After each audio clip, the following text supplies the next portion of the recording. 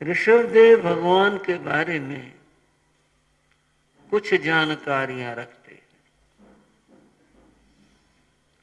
लेकिन ऋषभदेव भगवान का व्यक्तित्व इतना विराट और इतना विशाल है, उनकी चर्चा किसी न किसी रूप में सभी धर्मों में हुई है। वैदिक पुराणों में एक पुराण है जिसका नाम नाग पुराण है। नाग पुराण में आता है, कोई व्यक्ति 68 तीर्थों की यात्रा करे। वैदिक धर्म में 68 तीर्थ माने गए। कोई व्यक्ति 68 तीर्थों की यात्रा करे, उसका जो उसे पुण्य प्राप्त होगा उससे ज्यादा एक व्यक्ति भगवान ऋषभदेव का नाम ले, उसका फल 68 तीर्थों की यात्रा से भी ज्यादा होगा। और प्रेम के साथ सिर झुकाकर बोलो ऋषभदेव भगवान के। इतनी महिमा है।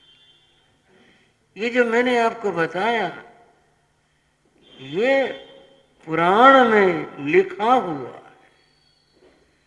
उनके नाम की इतनी महिमा है। मैं आपको प्रेरित करूंगा, प्रातः उठकर तीर्थंकर महाप्रभु ऋषभदेव का नाम लिया करो। भगवान का नाम लोगे, घर बैठे वहीं 68 तीर्थों की यात्रा हो जाएगी। ऐसी महिमा प्रभु की। उस समय का युग, भगवान ऋषभदेव का युग, इस धरा पर बहुत परिवर्तन आ चुके थे। कल्प वृक्षों का युग समाप्त हो गया था। मनुष्य जाति को रास्ता दिखाया ऋषभदेव ने। असीम मत्स्य और कृषि, इसके द्वारा जीवन का निर्वाह बताया और फिर जीवन जीना सिखाया। फिर बताया घर परिवार किस तरह से बनते और चलते हैं सब। और फिर ये सृष्टि जो आज हम देख रहे हैं बड़े उन्नत रूप से स्थापित हो गई थी। भगवान ऋषभदेव गृहस्थ को छोड़कर वे अध्यात्म में पदार्पण कर चुके थे।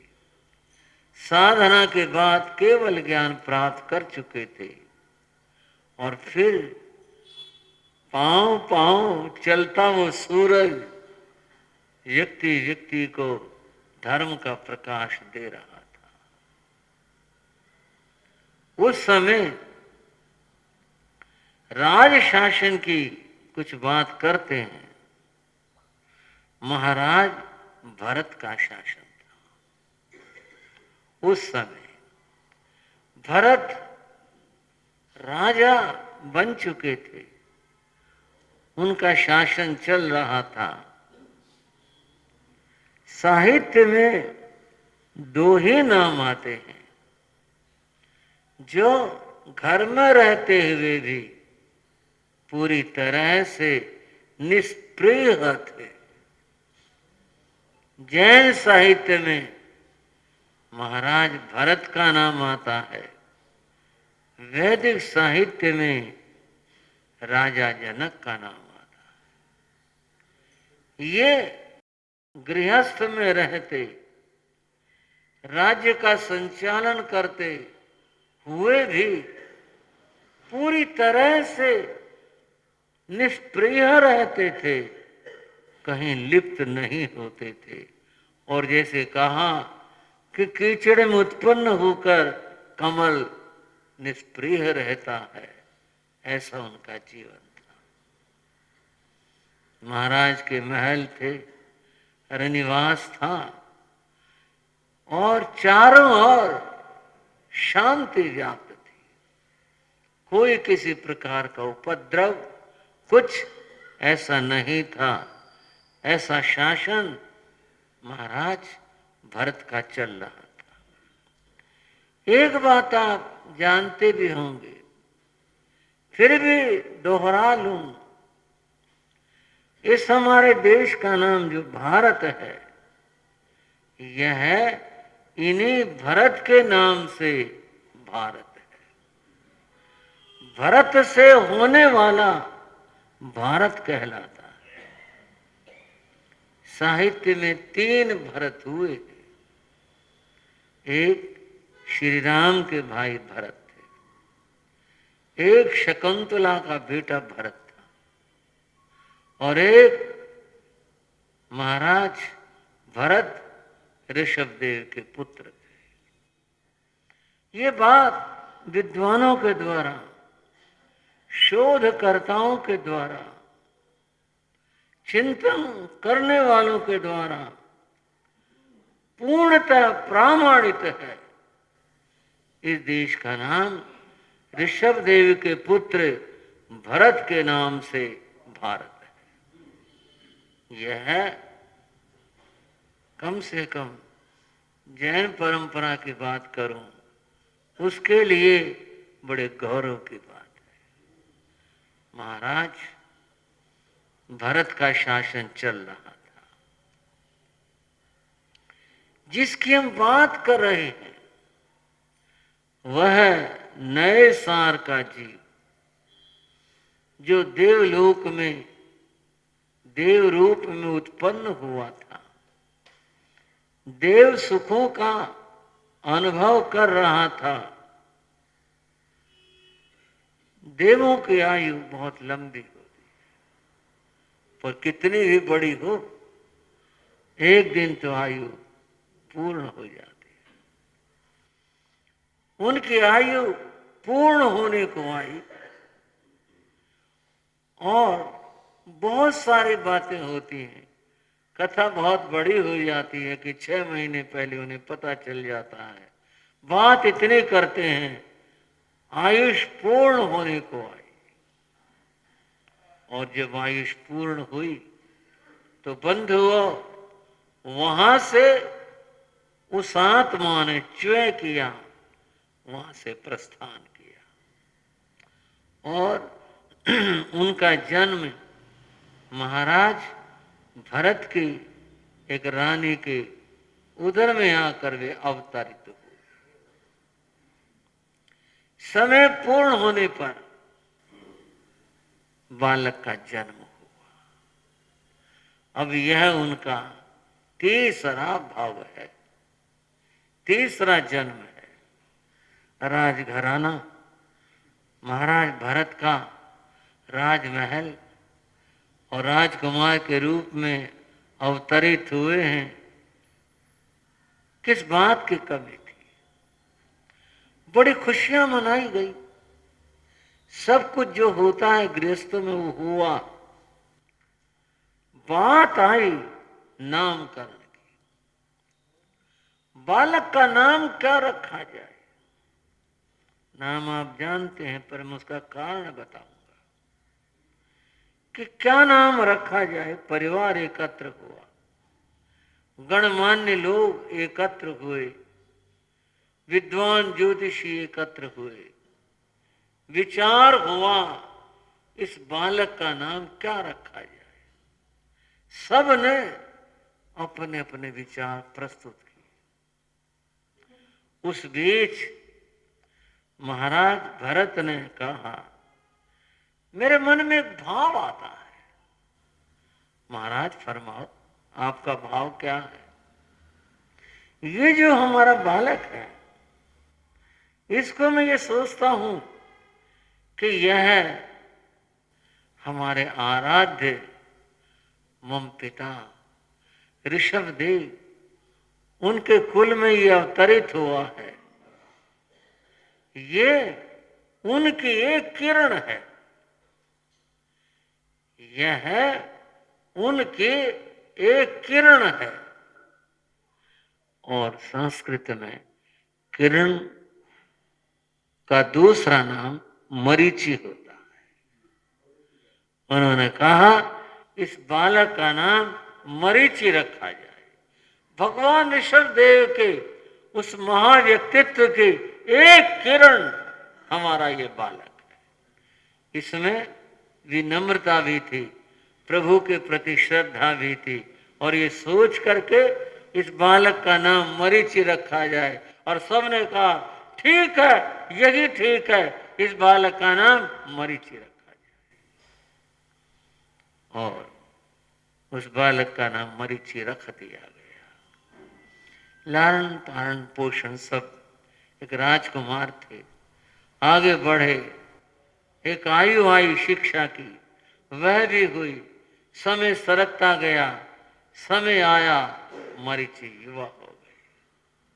क्या व्यक्तित्व था, क्या अद्भुतता थी उनके शरीर सौंदर्य की भी, उनके स्वभाव के भी। कोमलांग थे, कोमल थे, और देखने वाले देखते रह जाते, इतने सुंदर भी थे। जहां से मरीचि गुजरते, लोगों के नजरें उठ जाती और देखते रहते, मरीचि जा रहे। बंधुओं, ये संसार सुख और संसार की बात है। एक बार अद्भुत हुआ, और हुआ यह है, वह केवल ज्ञान का सूर्य पांव पांव चलता चलता भगवान ऋषभदेव अयोध्या पधारे। अयोध्या के बाहर उद्यान था, वहां भगवान विराजे। महाराज भरत को पता चला, नगर में घोषणा करवा दी, प्रभु आए हैं, सब लोग जाएं, दर्शन करें, और प्रभु के देश न सुने, सब लोग जाएं। नगर निवासियों ने जाना तो हर्ष से भर गए, आनंद से भर गए। प्रभु आए हैं, अत्यंत प्रसन्नता और खुशी, और लोग दर्शनों को जाने लगे।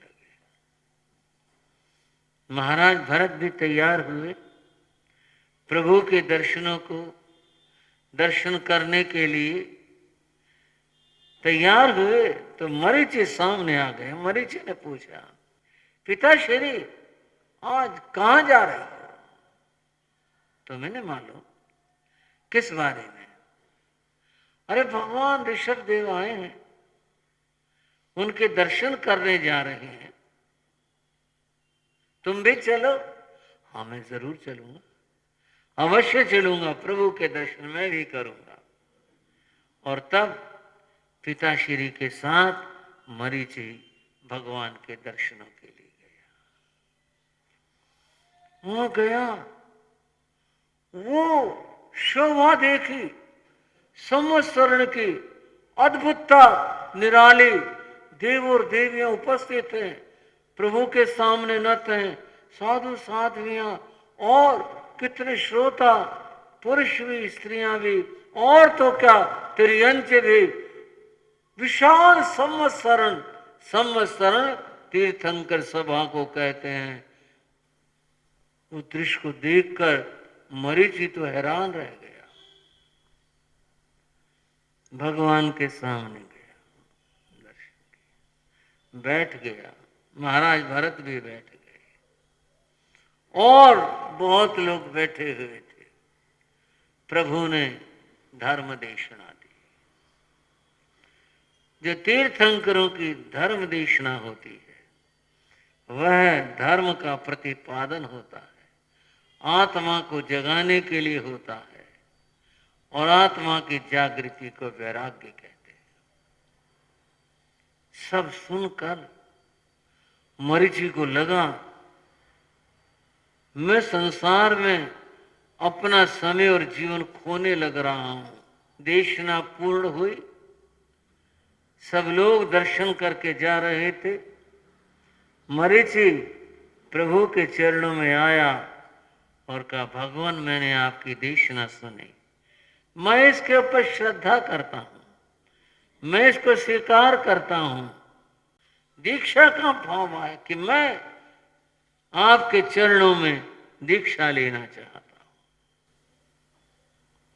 सर्वज्ञ महाप्रभु वर्तमान को देख रहे थे, भविष्य को देख रहे थे, क्या होना है यह वो देख रहे थे। प्रभु मौन रहे। जैसा कि कथा प्रसंगों में आता है कि जैसी तुम्हारी इच्छा हो करो, लेकिन वहां तब उस प्रसंग में भगवान ऋषभदेव मौन रहे, कुछ नहीं बोले। कुछ प्रतीक्षा की, शायद भगवान बोलेंगे, नहीं बोले, मौन रहे। मरीचि ने कहा मौनम स्वीकृति लक्षण। ये तो भगवान है, ये क्यों बोलेंगे? बोलेंगे तो तब जब ये ठीक समझेंगे। मौन है, इनका मौन ही स्वीकृति है। मुझे प्रभु के चरणों में दीक्षा ले लेनी चाहिए। प्रभु मैं घर जाता हूं, अनुमति लेकर आपके चरणों में आऊंगा और मैं दीक्षा ग्रहण करूंगा। कहकर मरीचि चला गया। पिताश्री मिले। प्रणाम पिताश्री। हाँ बेटा। पिताश्री आज भगवान की वाणी सुनी, मैं धन्य हुआ। बहुत अच्छे बेटे, आपने बहुत अच्छा सुना, बहुत अच्छा किया, मेरे साथ गए थे और तुमने सुना। भगवान की वाणी सुन करके मेरे मन में वैराग्य हुआ है, मेरी आत्मा में जागरण आया है। मैं तो भगवान के चरणों में दीक्षा लेना चाहता हूं। भरत भगवान के प्रति समर्पित थे और दीक्षा को वो बहुत महान कार्य मानते थे।